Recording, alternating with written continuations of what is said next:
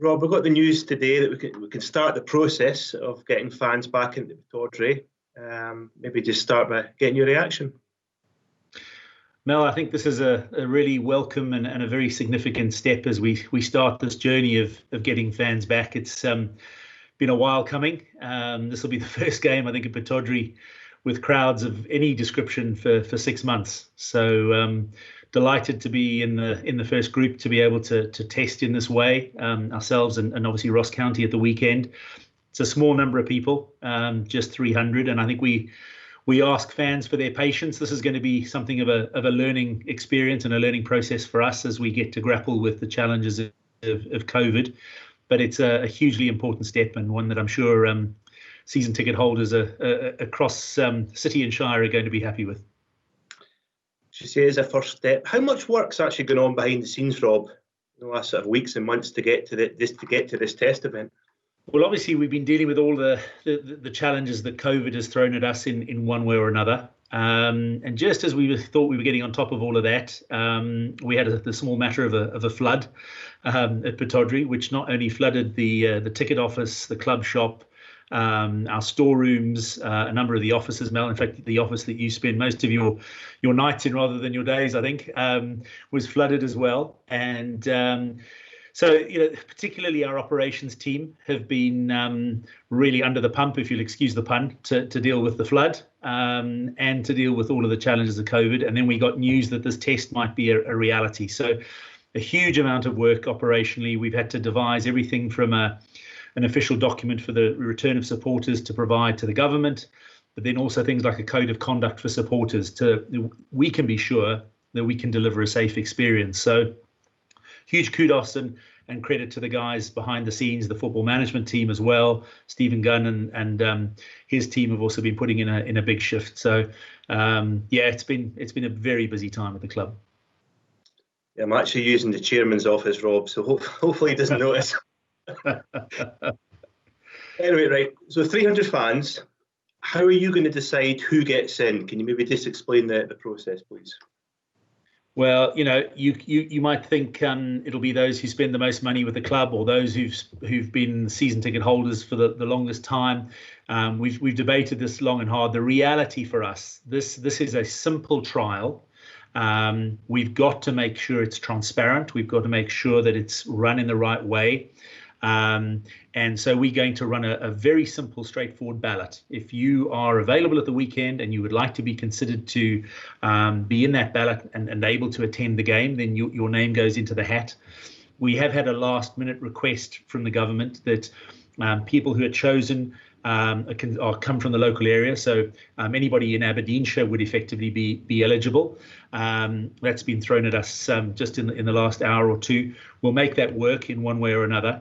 But people will have until 5 p.m. tomorrow to enter the ballot. By Thursday, we will notify people whether they've been successful or not. They'll get a text and an email to confirm that. It's important that people appreciate, you'll have a temperature check, you'll have a photo ID will be required. It's non-transferable as well. And that's really important that fans understand that from a track and trace perspective. We've got to make sure that happens.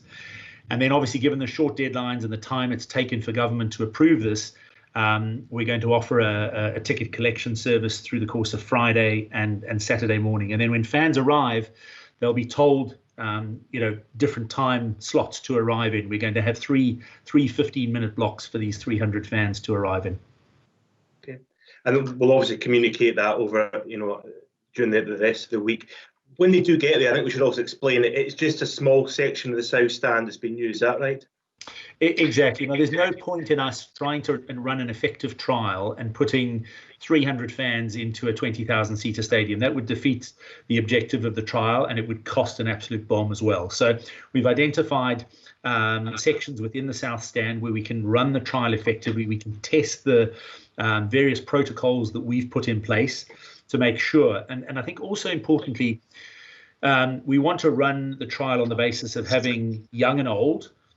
We want some disabled supporters to be there as well. We want groups of 1s, 2s, 3s, 4s. If there's a family of 4 season ticket holders, who live in Aberdeenshire and would like to try and be available for this weekend, they can certainly go in the ballot, and we'll try and accommodate those, because it's important that we understand the challenges of getting 4 people down a row, rather than just individuals, and spacing people, and what works and what doesn't. So, as I said earlier, this is a learning experience for us as much as it's going to be for fans.